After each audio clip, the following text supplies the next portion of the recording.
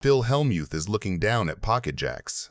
Pre-flop begins with a move that is purely Hellmuthian. Instead of raising to build a pot with pocket jacks, he decides to limp, setting a trap that nobody asked for. This passivity invites a family pot. Ferdinand comes along with pocket eights. Elke limps with king 3, and Aid Mosseri is allowed to see a free flop from the big blind with 10-7 offsuit. By refusing to raise, Phil has allowed a trash hand to realize its equity for zero cost, a strategic error that allows the big blind to connect with boards they should never have seen. The action checks around to Ferdinand, who takes a stab at the pot with 1,200 holding his underpair. Mosseri springs into action immediately, check-raising to 4,400. This is a fast play strategy. He knows the board is wet and doesn't want to give free cards to straight draws. I took one shot at it with my hand. Hellmuth, trapped by his own cleverness, decides to flat call. In his mind, Mosseri is defending the blind with a draw or a 9. The turn brings the ace, a scare card that changes the texture but not the hierarchy. Mosseri keeps his foot on the gas, firing a bet of 10,000. It is a polarized sizing, asking Phil to decide if this is a bluff or a monster. How much of that? Hellmuth, stubborn as ever with his underrepresented jacks, makes the call. He is now purely bluff-catching, convinced that his pre-flop trap disguises his hand strength enough to induce Mosseri into spewing off chips with a straight draw. The river is the 10, giving Mosseri quad 10s. All in. Hellmuth folds. Daniel Negreanu is holding on queen 10 suited. Pre-flop, this looks completely standard on the surface, but the seeds of the later pain are already there. Negreanu opens queen 10 suited from early, the kind of hand he loves, connected, plays well, multi-way, and can make disguised big hands. Demjan flatting in position keeps his entire range wide. Medium pairs, suited broadways, suited connectors, some traps. Then the big blind comes along as well. What that means strategically is simple. By the time they see a flop, there are 3 ranges involved, and Negreanu is the only one who has really capped nothing. He is the pre-flop aggressor. He has all the big pairs. He has the strongest broadways. The flop comes down absolutely dreamlike for Negreanu. 10 Jack Queen. Top 2 pair, a board that slams his perceived range as the raiser. But it is also an insanely dangerous texture. Every random hand with an open-ender or a gut shot suddenly has a reason to stay. When Jacobson checks, Negreanu does exactly what you expect from someone who just smashed this board and knows he smashes it range-wise too. He bets 22,000. The sizing is important. It is not tiny stab sizing. It is a "this pot is about to get big" sizing. Demjan just calls. That call is the first warning sign. He is not afraid of the story Negreanu is telling. The turn bricks off with the 3 of spades. From Negreanu's point of view, that is one of the safest cards in the deck. It does not complete any obvious draw. It does not pair the board. It does not change who is supposed to own this texture. So he does what good players do when nothing changes, and they already had a huge value hand. He keeps telling the same story and increases the pressure, betting 55,000. This is Negreanu effectively saying, if you were floating or gambling with some weak draw on the flop, this is your exit. If you continue now, you are representing something serious. The river brings the deuce of clubs, another nothing card in terms of raw texture. From Negreanu's seat, it is almost the perfect river. Straights are still the same straights, sets are still the same sets, and there are no obvious busted draws that suddenly got there. He still has top 2 pair on a board where he is supposed to have all the strong top-end value, so he fires again, 90,000 this time. Raise. I had a feeling you were going to do that on the turn. You waited. It was smart. You got me to bet one more time. Daniel loves calling like Miley Cyrus loves a big foam finger, but I don't think even he can figure out a way to talk himself into this one. 8-9 or something? Doesn't matter. Nope. No. Yeah, ace king. 2 pair. Queen 10. Good hand. Phil Hellmuth is looking down at ace-king offsuit. Nice. I'm going to straddle it. Of course you are. Pre-flop begins with a straddle from Tony G, a move designed to double the stakes and irritate the tighter players at the table. I feel I should be winning more. I mean, I feel like you should be I made too. some, especially here to the Argentinian, I've been too generous. Phil Hellmuth, sitting with ace-king offsuit, decides to punish this loose aggression. He raises to 2,800, a sizable raise meant to isolate the straddler and claim the dead money immediately. There you go. He's going to make a move out of position again. Against a player like Hellmuth, this hand is often dominated, but Tony relies on his ability to outmaneuver Phil post-flop And I rather have than pure qualified. card strength. Calls. Fortunately, you may double up. Maybe. He makes the call, setting the stage for a heads-up battle between the poker brat and the loudest mouth in the game. The flop is an absolute cooler. I think this one, just take it, Phil. Don't even bother betting. Phil bets 3K. I was kidding you. In a heads-up pot, this is a hand that Hellmuth considers invincible. Oh my God, you're such an. I can fold this hand. Oh, don't fold it. Just stick it in. However, Tony G has flopped the absolute nuts. He knows that Phil is stubborn and will struggle to fold a big hand. He is building the pot while he knows Phil feels strong. I got a flush draw, Phil. I'll be honest with you. If you want, I'll even show you one of my cards. Maybe if he showed the jack of hearts. I'm all in. All right, I'll call. Brutal. I have a flush draw and a straight at the moment. And a straight. Flop the nuts and look at this, both slow playing. What are you slow playing here for? Just get it in. I mean, you know, how many times do you want to run it? One's good. I'm happy to run it 20 times. To have you like down on this. Maybe we should run it 3 times. I don't know. What do you think?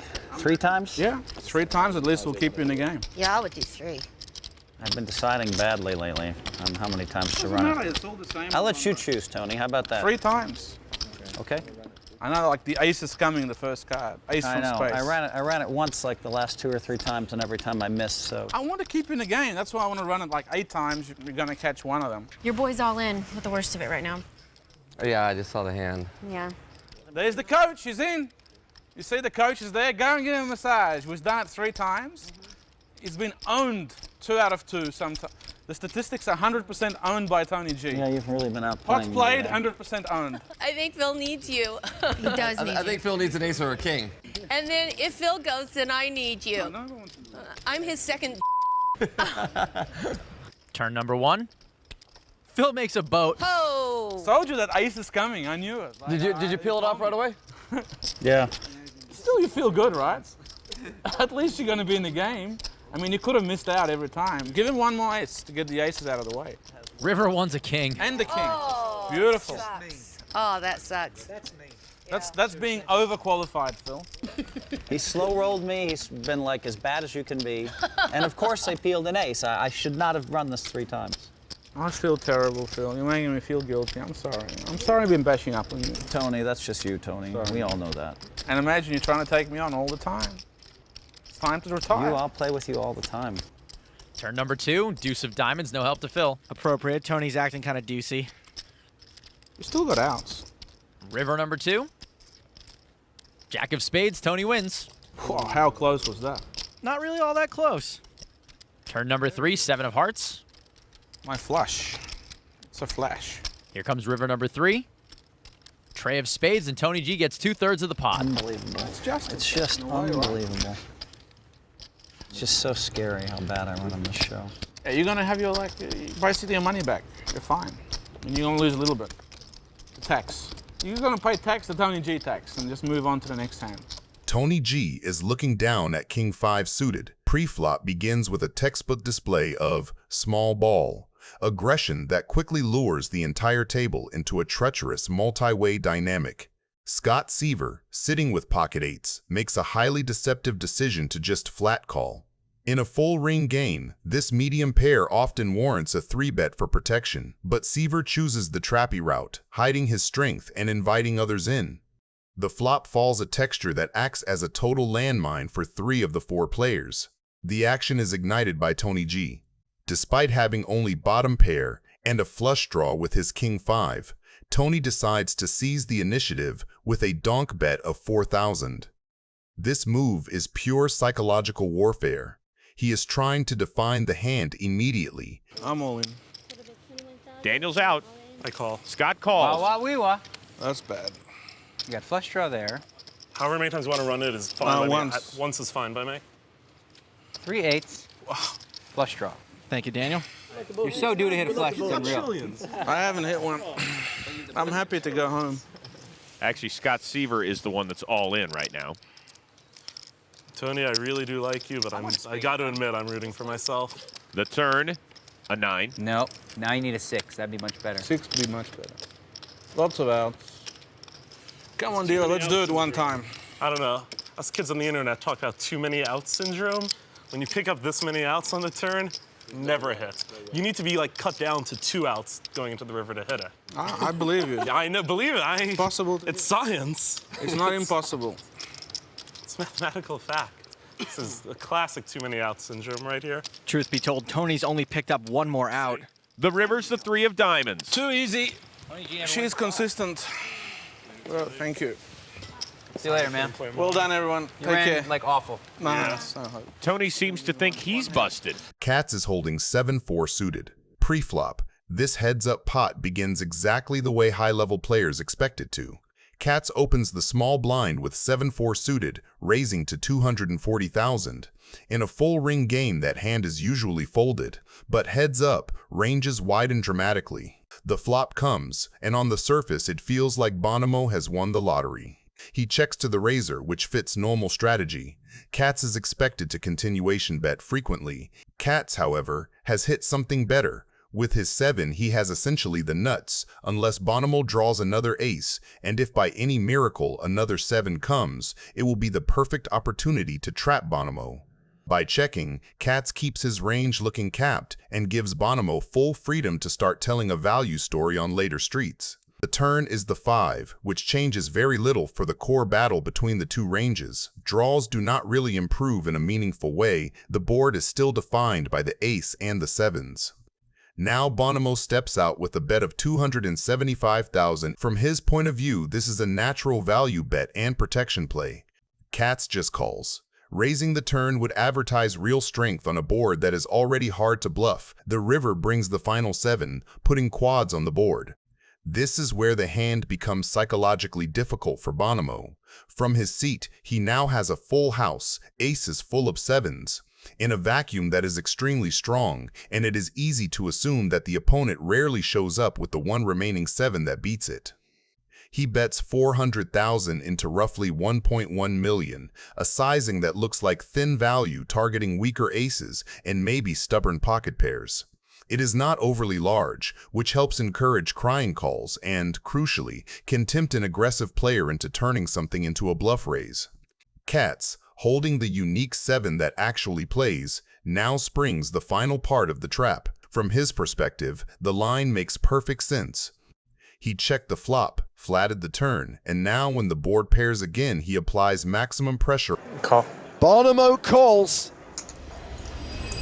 And now, the amateur has the advantage in this heads-up battle. Daniel Negreanu has pocket kings. Raises. Queen high.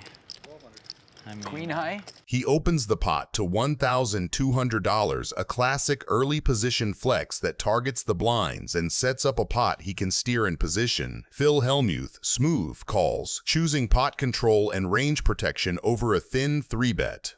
Eugene Katchalov comes along as well with ace-9, content to realize in position and take a multi-way flop against two ranges that can play face-up on ace-high textures. Katchalov checks the ace-high flop, protecting a top-pair hand with a middling kicker and letting the action declare itself. Negreanu checks behind. Pocket kings hate attacking into two players on an ace board, and the slowdown keeps weaker hands and bluffs alive while controlling the pot. Hellmuth takes the invitation and fires $1,200, a small stab meant to fold out nothing hands and price set against exactly these cautious checks. Katchalov calls, signaling he is not afraid of a little heat with top pair.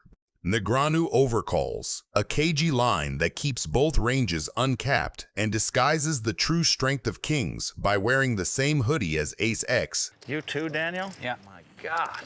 You didn't expect 2 calls, No, right? I was expecting one call. No. All 3 check the turn after the 8 rolls off. That card changes little.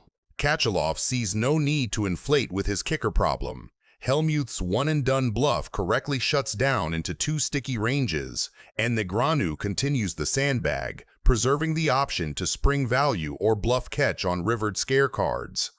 The river drops the king of clubs and the trap wakes up. Katz leads $4,200, thin value that hopes to get paid by worse aces and denies a free showdown to stubborn pairs. Negreanu answers with a raise to $14,200, selling a story consistent with a slow-played monster or a patient ace that improved, and crucially targeting the very hand Katz is value betting. I think Phil's Hollywooding a bit here since he bet out on the flop. Hellmuth gets out of the way, his earlier poke having run its course.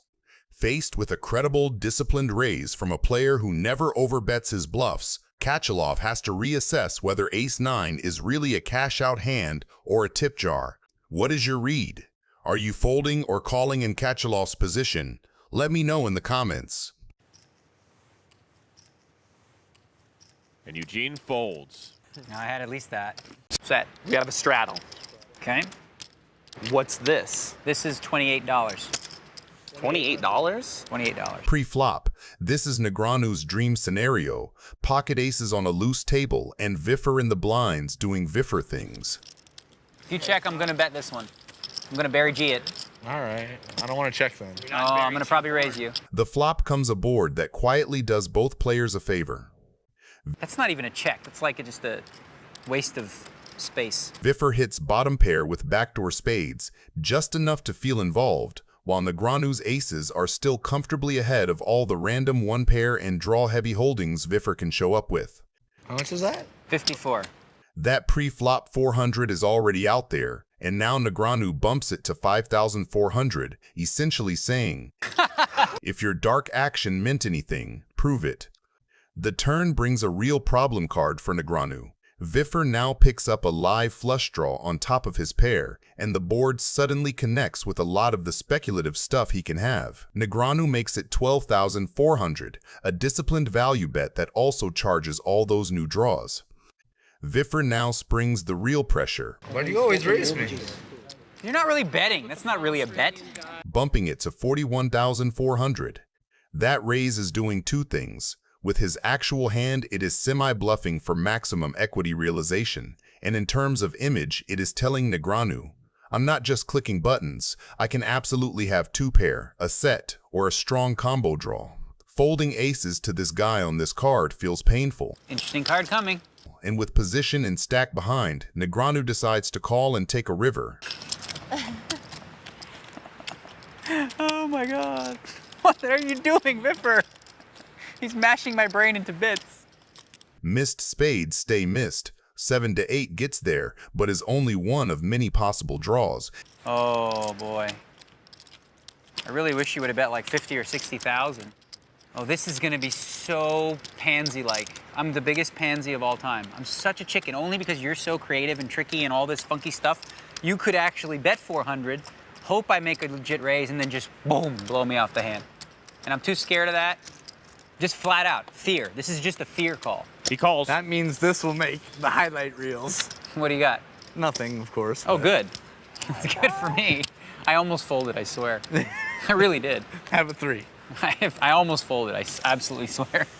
I mean, not on the river, but